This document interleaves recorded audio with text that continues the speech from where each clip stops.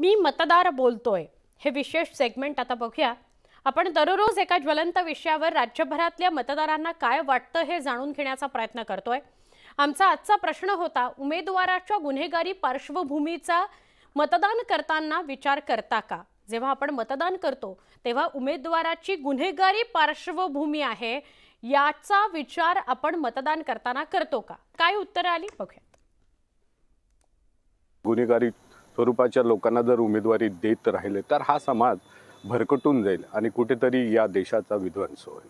गुन्हेगारी प्रवृत्ती असलेल्या माणसाला व्यक्तीला पक्षांनी कोणत्याही पक्षाने तो कोणताही पक्ष राहो उमेदवारी देऊच नाही। हा उमेदवाराचे अर्ज आले असन आणि अर्जामध्ये उल्लेख झालेला असन की त्याच्यावर किती गुन्हे नोंद आहे तर ताबडतोब इलेक्शन कमिशनर त्याचा फॉर्मच पहिले तर रिजेक्ट केला पाहिजे।